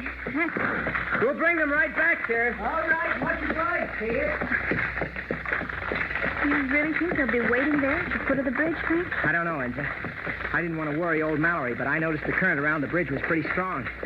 Too strong for a boy like Jimmy to handle. Good gracious, and they really are in danger. If you ask me, they could be. I'm pretty sure they are. Come on, we're out of sight of Mallory now. Get those horses moving, Enza. We can't afford to waste a second. Get up, boys. Get up.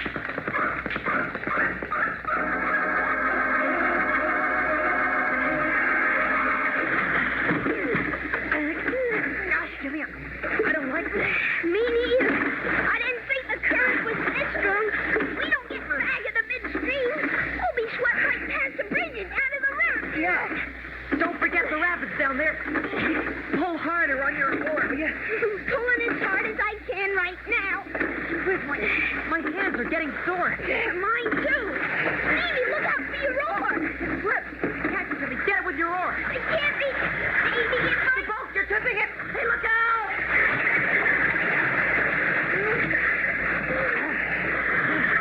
Oh, it's freezing. Steve, where are you? Here. I'm all right. Grab the boat. The boat, where is it? Look, it's getting away. Quick, swim after it. Too late. Going downstream. Besides, I can hardly move in this water. Neither can I. Look, the current's carrying us down to the bridge. Oh, if we could only get to the bank. Jimmy, there's a raft tied to shore. Maybe we could reach it as we go by. Come on, try and swim toward it. Try. This water's so cold. Oh, there it is. Grab the end of it. I got it. Come on. Let's get out of this water before we freeze. Maybe. Here, Johnny. Grab my hand. Got it. Oh, there. Ooh, I'm all right. Oh, that was close. Oh, we're all right now.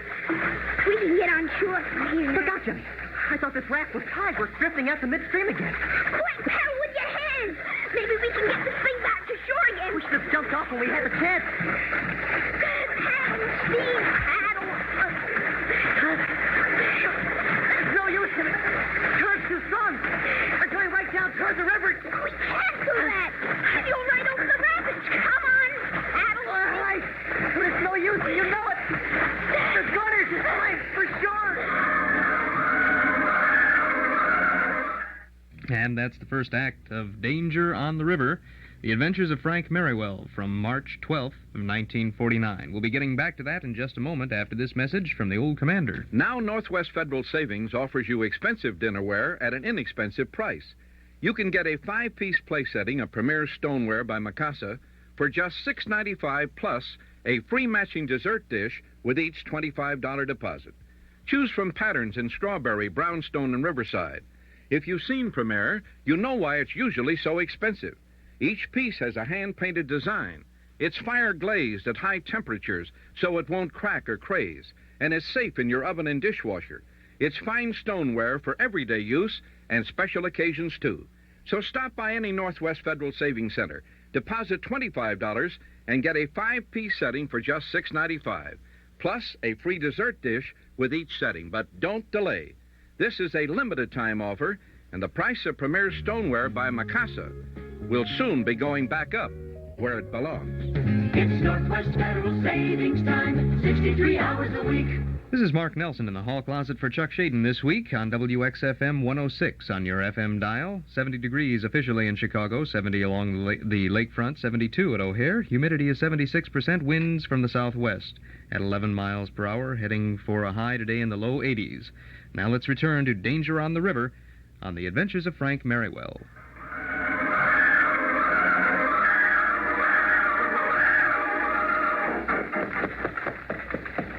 Here's the spot, Enza. Pull up here. Well, boys. Oh, I hope those kids are waiting here. I don't see any signs of them. Neither do I. Frank, do you suppose they changed their minds and didn't go out in the rowboat after all? I was just wondering. I certainly hope so. Well, so do I. Take a look at that current. I'd never be able to row against that. Well, they aren't around here at any rate. Well, look. Look, maybe we should drive back to the farm and see if they've turned up there. I suppose that's all we can do. No, hold it. Look there in the weeds on the other bank. Oh, what is... Oh, I see it now, Frank. It's an oar, isn't it? Yes, I see it, too. The kids must have lost it, Frank. I don't remember seeing it when we were here last. I don't either. But I do remember something that isn't here now. Well, of course. You mean the old raft that was tied up on the opposite bank? Yeah. I remember you were wishing it were on this side of the creek. An old raft. What do you think that means, Frank? I'm afraid something must have happened to their rowboat. Maybe it capsized and they managed to make it to the raft. Yeah, but then where did the raft go? Well, yes, Frank, they surely wouldn't have taken it out into the creek. Not with the current as strong as it is. I don't know what happened, but I have a feeling they're in serious trouble. Oh, gosh. Look, you don't think they're on that raft, do you? Well, if they are, they've been carried down to the river by now. How awful. But those rapids are only about a mile downriver, Frank. If they were ever carried over those... Oh, the poor kids are in real danger. What are we going to do? Turn the wagon around, Enza, and head for the river. Just as fast as we can make it.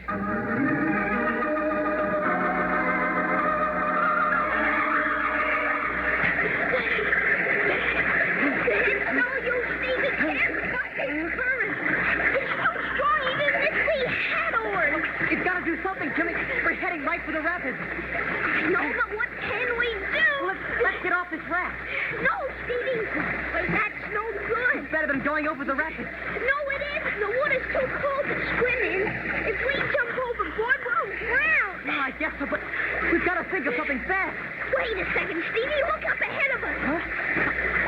I don't see anything. That rock up there. It's almost all underwater, but at least it would be something to tie up to. Hey, that's right. If we could make it over there, we could keep the raft on it until somebody saw it. Yeah, come on. Come on over to this side of the raft. Paddle with your hands for all you're worth. You bet I will. It's working. We've changed our course. A little bit. Enough to make the rock? Yeah. I don't know. Keep paddling. That's the way hard. Can't do it any harder. We're gonna make it. We're headed right for the rock now. Cut one more second. Are we going too fast? If we hit the rock at that speed, the raft will break. See, that's right. I forgot how fast this current is. I know. Drag your legs over the back. Maybe we can slow it up a little. Come on, let's try. Here. No good. Hang on, Steve. We're gonna hit that rock pretty hard. I hope the raft is stronger than it looks. Watch out! Jimmy! Jimmy, are you all right, Jimmy? Wow.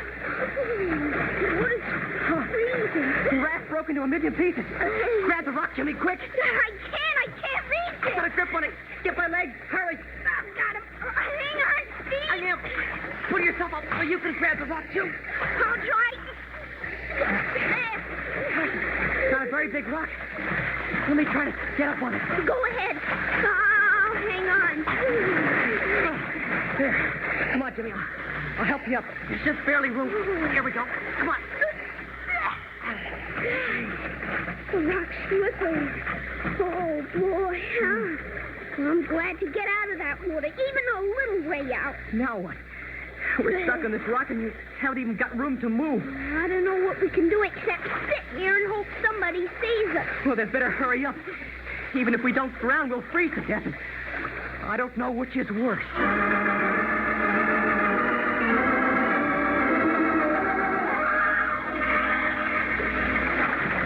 Well, Frank, we were down the river as far as the rapids and still no sign of the boy. That's why I want to walk back along the river bank. We may have been going too fast. If they're out there anywhere, we could have missed them easily. I know. Any sign of them, Frank? Not so far. Keep following us on the road. We'll yell if we see anything. All right. I hate to say this, but it looks pretty hopeless to me, Frank. To me, too. Oh, I'd give anything if we could only catch... Hey, listen. It's the boys. Help us! Where are they?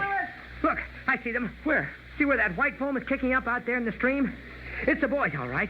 They're on a rock out there. Well, I'll be... We can't hold out much longer! Help us, Frank! We hear you. Hang on for as long as you can, Jimmy. We'll get to you some way. All right! We'll try! Good boy. Come on, Frank. Let's go! Frank, wait. You can't swim in that. Freezing. I told you to wait. You can't swim all the way out to them in this water. Quick, come back before you're caught in the current. That's right. I can hardly move my arms. Well, can't you touch bottom where you are? No. That's right. It's just over my head. Hey, it's beginning to sweep me downstream. Fight back. I'll get to you. No, don't come in too, Frank. You can't swim in this. Look out. Couldn't I just paralyzing? Grab my hand. I just about touched bottom here. If I can reach it. That's it. Now we'll get ashore. That's okay. No, if we don't catch pneumonia from this. What about those poor kids? Lord only knows how long they've been in this ice water. I know. Hey, listen! How you doing out there? You bet we can, Jimmy. Just hang on. Oh, this is awful. What are we going to do, Frank? We're completely stymied. How are we going to help them? Well, there must be some way. Frank, what happened? Did you spot them? Yes, they're on a rock out there in midstream. How are you going to get to them? That's what we'd like to know. Look, just hold the team there until we can figure out something. All right. Hey, that's it. The team. Come on, Bart, up to the road. So what's the idea? I'll tell you in a second. What is it, Frank? Have you a way to get to them? I think so. Come on, Bart, help me unhitch the team. The team? I get it. You think the horses can make it out there and back? I'm sure they can. Hurry up with that harness. I've got mine. All right, just a second. Easy, boy. Easy, steady. So what are you going to do, Frank? Ride these horses out into the river and try to reach those boys. All right, come on. Wait, Inza, is there any rope in the back of the wagon? We might need it. Rope? Let's see. Here's some, Frank. Has a pulley attached to the end of it. Shall I cut it off? Never mind. There's no time for that. I'll take it just as it is. Come on, Bart, mount your horse. We've got to work fast.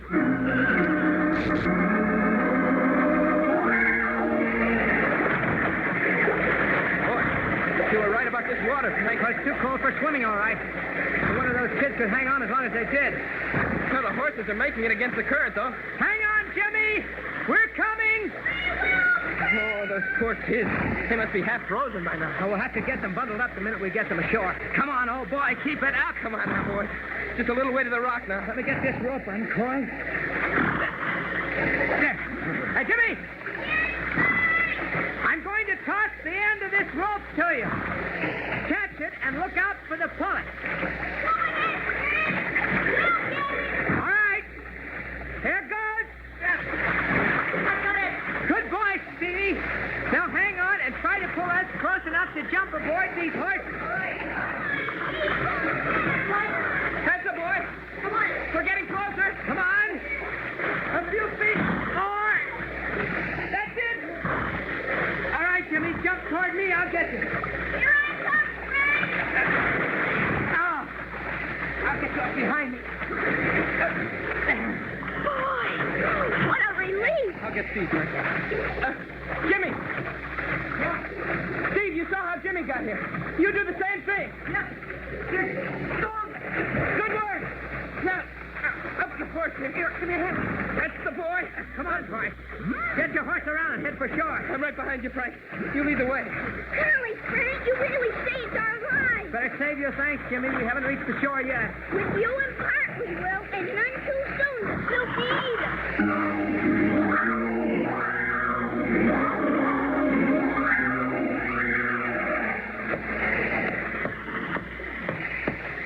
That's it. Oh, boy. Here, let me help you down, Jimmy. I'll make it. Thank heaven. Here, Frank, I brought a blanket to wrap around Jimmy. Good. There we are, Jimmy. Now, you go back there to the wagon and stay as warm as you can. Come on, Jimmy. Let me wait until Bart gets Stevie aboard. All right, they should be out in a second. How's it coming, Bart? Not so good. The horse is getting tired. We're not making much headway against his current. Well, let him have his head, Bart. It doesn't matter if you drift downstream a little. No, he's about finished, Frank. He's giving up. Oh, it's true. Look, Frank, they're being carried downstream. Bart, keep him out of the main current. I can't, Frank. He hasn't any strength left. Good night. Look at that. The horse has begun to spin in the calm of heaven. They're headed for the rapids for sure now. Where's that rope with the pulley? What? Here we are. I'm sorry, old boy. We got work to do. Frank, you're not going to take that horse back into the water, are you? Not if I can help it. We've got to head Bart's horse off. Giddy up, boy. Hurry, Frank. They're almost to the rapids. Come on, fella. Stretch those legs. That's the way. Just a little farther now. Frank, I think you're right. We're going over the rapids. No, that's far enough. Hold on, whoa. Lucky thing this pulley's on the end of the rope. There's the race. All right, heads up, Bart. I'm going to throw this line to you. Catch it. No, you'll never reach it. It's too far. I've got to reach you. Catch it. It's got to be the best throw I ever made. Here goes. There. A beauty, Frank. Right in my hand. Good catch. Now, quick, make that rope fast. I'm going to haul you in. All right. We got it. Now to get this end secured. Come on, old fella. Now pull. Get up. That's the boy. Keep it up. It's working. Frank, you stop that. What happened? He's got him. Didn't you see? He threw that line right out to them. They're going to be all right. We just have to tow them in the shore. Come on, old boy. Just another few yards. You did it, Frank. Here he comes.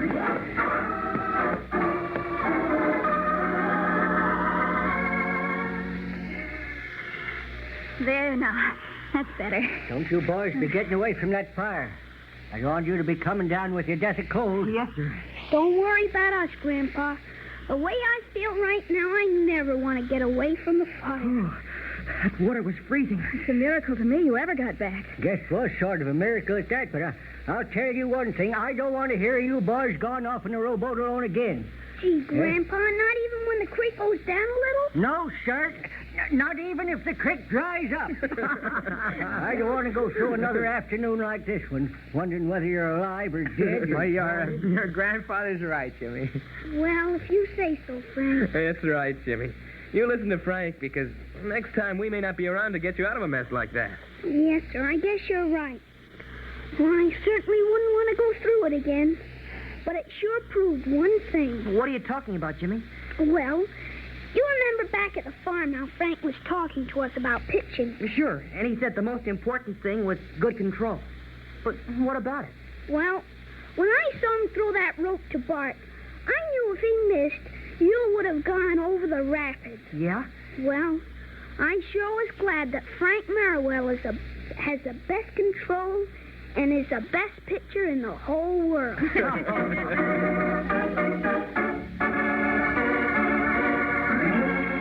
And so ends another exciting adventure with Frank MERRIWELL, beloved hero of American fiction, brought to you in a new series of stories by the National Broadcasting Company. And be sure to listen again next week at the same time when Frank MERRIWELL returns in another of his celebrated exploits. Frank is played by Lawson Zerbe, Bart is Hal Studer, and Inza is Elaine Ross. Other members of the cast were Frank Milano, David Anderson, Cameron Andrews, and Larry Robinson. Original music is by Paul Taubman. The Adventures of Frank MERRIWELL is written by Ruth and Gilbert Braun and William Welch, and the entire production is under the direction of Ed King. This is Mel Brandt speaking.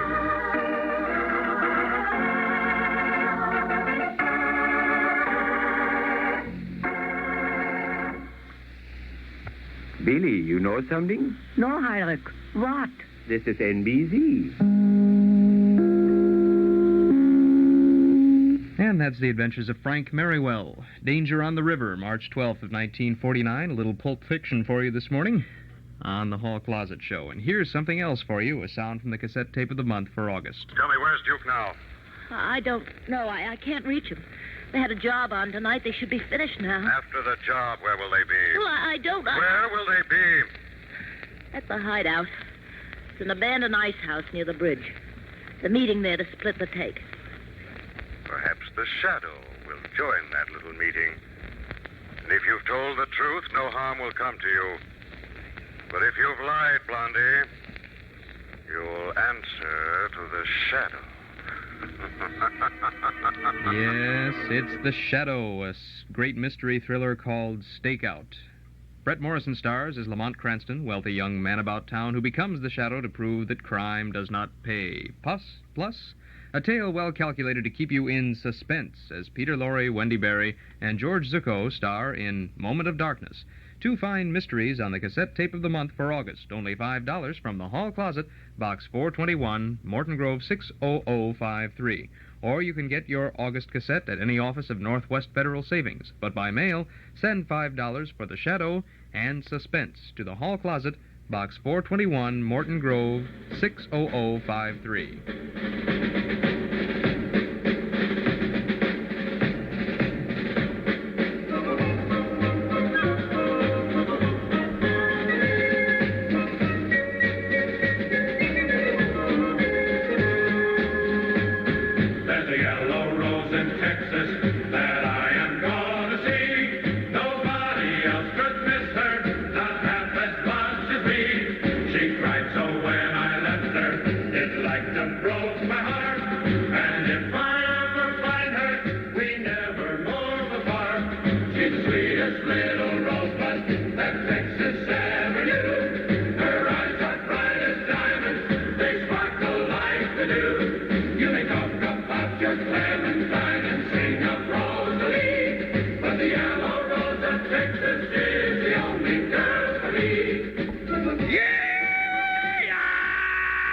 Let me startle you. I'm just doing the rebel yell here to kind of kick things off. You know what I mean? There's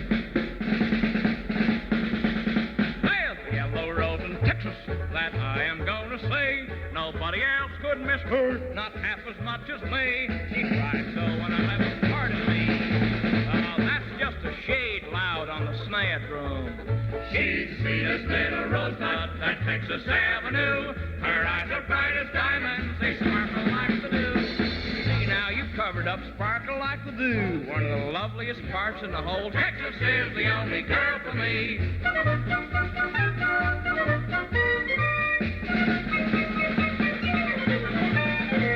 He covered up the piccolos there with a Rio Grande, with a Rio. Where? What? See, my feeling is that while I love a good snare drum, I feel that volume-wise, it's just a little bit too much what you're doing there. See what I mean? Now you try and hold it down, will you? Appreciate it. Where the Rio Grande, appreciate it. Where the Rio Grande is flowing and starry skies, that's better. She walks along the river on the quiet, oh, that's so much better. I know that she remembers when we parted long ago. You know that there's just a world of difference. Mercy. She's the sweetest little rosebud that Texas Avenue.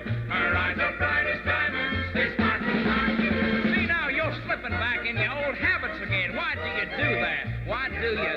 Texas is the only girl for me. I love a good snare drum, but you know.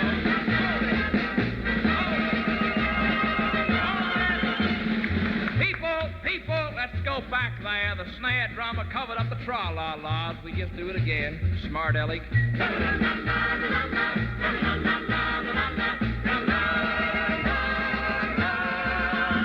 You see how lovely that turned out? Now, that's a darling part. Okay, banjo. Yug-dugga-dugga-dugga. That's pretty.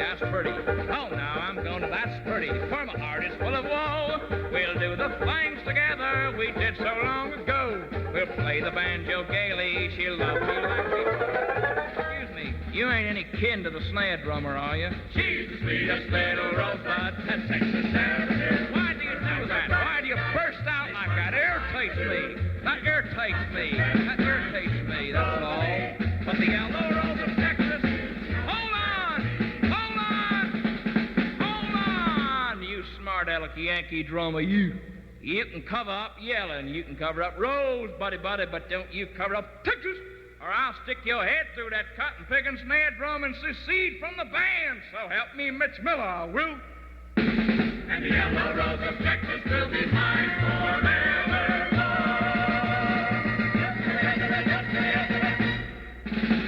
Cut it off there. The record's over. You idiot. Stop it. Stop it, I'll say. Just stop it now. Stop it. I'm getting out of here. He ruined the ending. one of the loveliest parts in the whole... Peace. And that's Stan Freberg with his version of Yellow Rose of Texas, preceded immediately by Mitch Miller and his famous version of Yellow Rose of Texas. This is Carmelita Pope. If you just think of rug cleaning when you hear the name Magicist, you don't know the full story. Because Magicist also cleans carpeting and furniture in home or office. Magicist takes down, cleans, and rehangs draperies. Magicist offers rug repairs, such as binding and serging, takes up, cleans, and relays carpeting. Magicist offers soil retardant to keep carpets and rugs cleaner longer. Staticide to end annoying static shock. ACL 60 to eliminate carpet odors. Magicist offers a 20% cash and carry discount on rugs and draperies. Magicist sells new and unclaimed rugs and offers Saturday service, commercial cleaning rates, and welcomes bank cards. Magicist wants you to know the whole story because it's a clean one the whole family will enjoy. See the white pages. Chicago phones 378-8600. Clean with Magicist and get your whole house Magicist clean. Ask about Wisconsin Dells tickets, free with any Magicist order.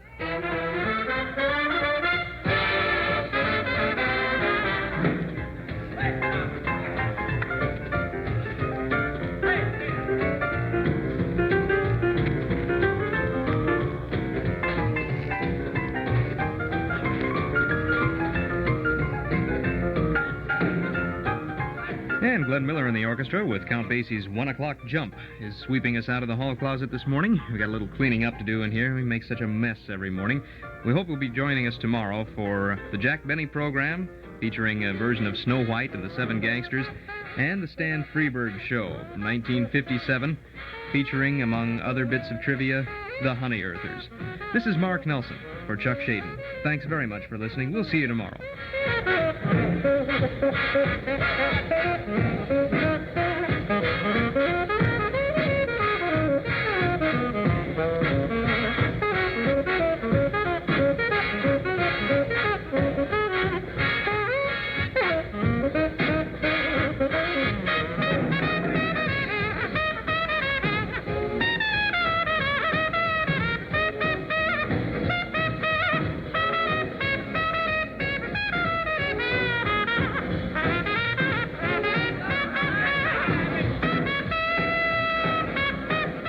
Paris is the city of romance, and now you can find a touch of Paris in Chicago for your honeymoon, anniversary, or for that memorable occasion at the Astor Tower Hotel, 1300 North Astor Street. The Astor Tower Hotel is French ambience on Chicago's Gold Coast. Luxuriate in a Maxime suite with a king-size bed. Your marble vanity has theatrical mirrors. On arrival, a bottle of chilled French champagne and a box of Swiss chocolates. Cocktails in Maxime's Imperial Bar. Next morning, awaken to a room service breakfast of your choice, served at your dining table en suite, très élégant. Valet parking for your car. Experience what Chicagoan Magazine calls the answer to bridal suites. Special 2 days, 1 night for 2 persons, only $90.85. Includes tax and tip. Advance reservations and deposit are necessary. Gift certificates are also available for that memorable occasion. Experience Paris in Chicago at the Astor Tower Hotel. For more information, call the Astor Tower Hotel in Chicago, 943-1111. In stereo at 106 from high atop Sears Tower, this is WXFM, Elmwood Park, Chicago.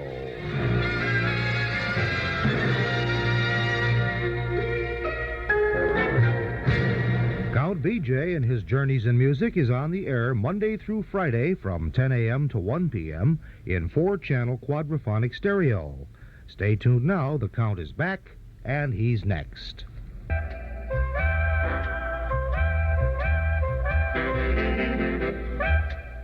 Hi, this is Frank Sinatra. You want to fly around the world and come fly with me with some of the swingin'est tunes I've ever sung. And Mr. Billy May is our co-pilot on the orchestra side. And we really take off in some great romantic songs, too. Hi, guys. Billy May speaking. Hello, everybody. This is Tony Bennett reminding you that you're tuned to the station with the big sound and radio. This is Harry Belafonte. Hi, this is Peggy Lee. This is Steve Allen. It's a known fact that your dial is set to the station with the big sound and radio. Hi, this is Bobby Darin. Hi there, this is Nelson Riddle speaking. I'm happy to be here and to be able to tell you, come on, get happy. To hey, let yourself go. Hello, this is Joni James. This is Andre Previn. This is Vic Damone. Hi, everybody. This is Keely Smith. I came by today to sing a little warm, smoky love song. This is Ed Sullivan, and this is the station with a really big sound all year round. This is Pat Cooper, and I want to welcome you to the Count B.J. Show, the best in the Midwest, the Count of Chicago. Hey, take it away, my man B.J. Yeah, it's B.J., the Count of Chicago. Whack-a-dock-a-doo and a whack-a-dock-a-dee. Well, good morning, Chicago, and thank you so much, Mr. Pat Cooper, for that intro. But the Count of Chicago is taking another day off today. Ned Jow sitting in for him from now until 1 o'clock with some super sounds of jazz, big bands, and beautiful ballads. So stick around, won't you? Looking at the weather outlook for today, variable cloudiness with showers and thunderstorms developing by this afternoon. We'll have a high in the lower 80s. Tonight, it's mostly cloudy. Showers and thunderstorms are likely, and overnight lows in the mid-60s. On Friday, mostly cloudy, cooler tomorrow. They're talking about a chance of rain again tomorrow, Friday, with a high in the mid-70s but lower near the lake. Temperatures as of 10 a.m., 74 along the lakefront, 77 at O'Hare, and 75 degrees at Midway. The humidity 66%, the wind west at 12 miles per hour. 3 minutes now past 10 o'clock, and for openers, how about the latest from Mr. Sinatra? Why not?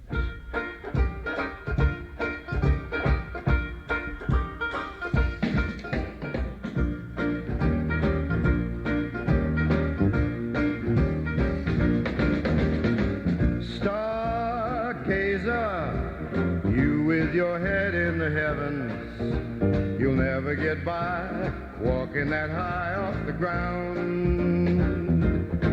Hey, moon dreamer, I've been around and I've seen it. The higher you get, the harder they let you down. You pay your dues, it seems forever, and if you're clever, then you're out of style. Hey, stargazer, probably think I'm crazy, and you haven't heard one single word I said. No, I don't want to burst your bubble, but you've got trouble. Don't you know the higher the top, the longer the drop? Hey, stargazer, jump on it, Sam. Get all over that thing.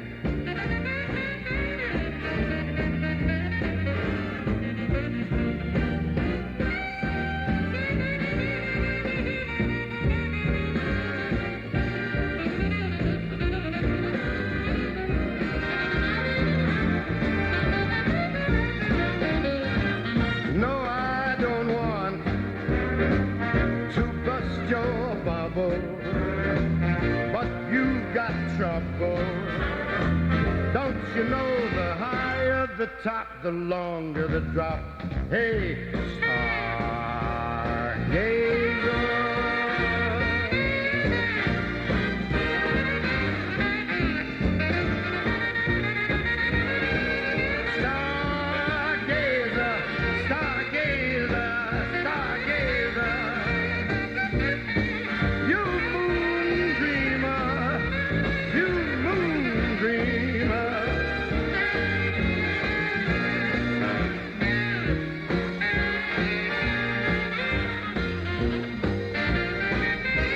That one, I think it's going to be another hit for Mr. Sinatra. A brand new tune written by Neil Diamond, Stargazer. 6 minutes now past 10 o'clock, 75 degrees in Chicago.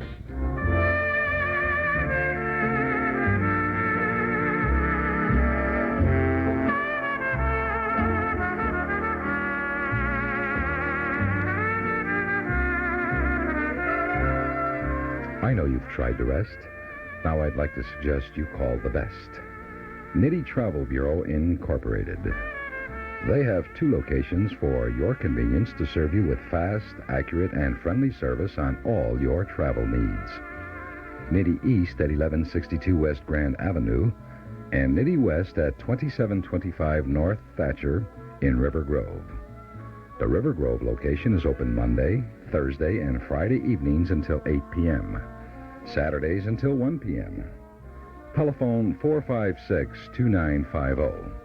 And remember always, for any desired destination, whether it be north, south, east, or west, contact Nitty for the best. That telephone again is 456-2950.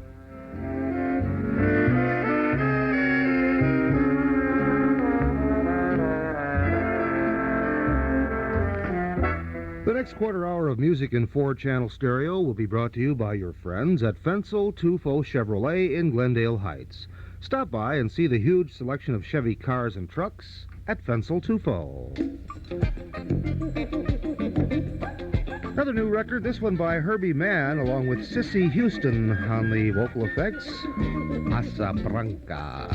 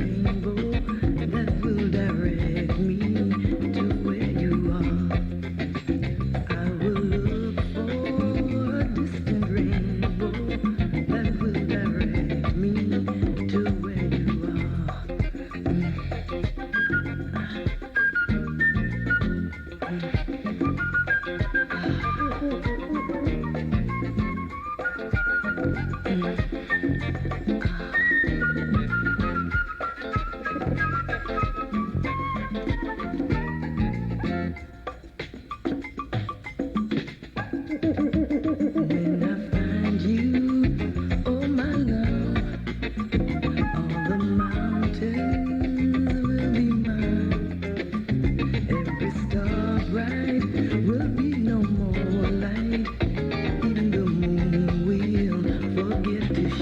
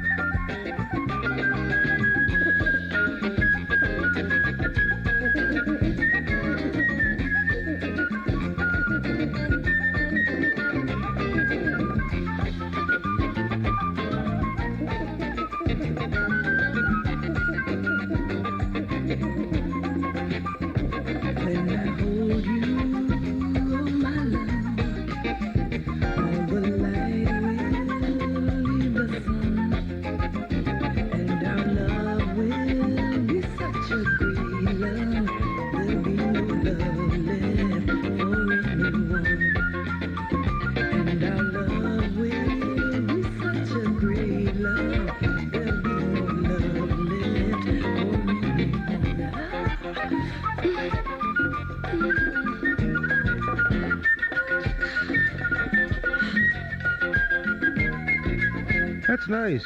Some Brazilian sounds there with Herbie Mann. 11 minutes now past 10 o'clock on Journeys in Music from Stereo 106 WXFM. Sonny Stitt now with Stardust.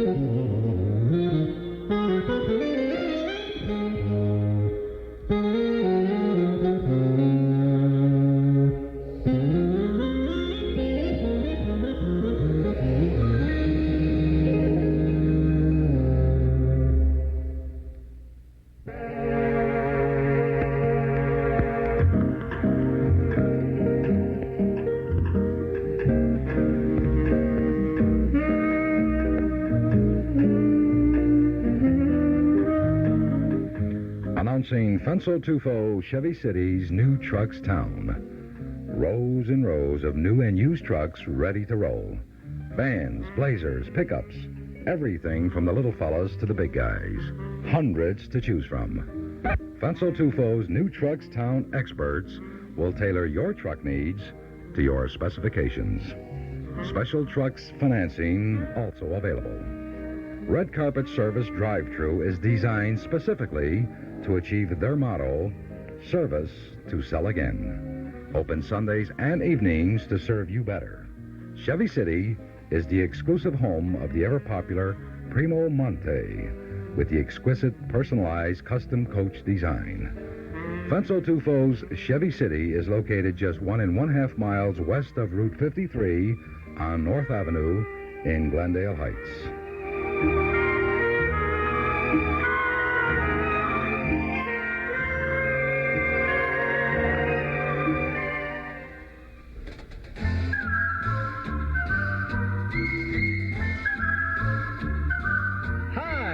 Gray skies are gonna clear up. Put on a happy face.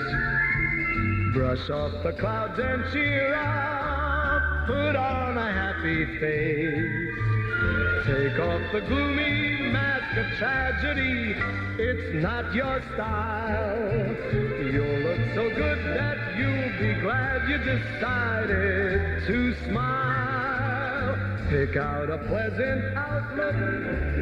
Stick out that noble chin. Wipe off that full of doubt look. Slap on a happy grin. And spread sunshine all over the place. And put on a happy face.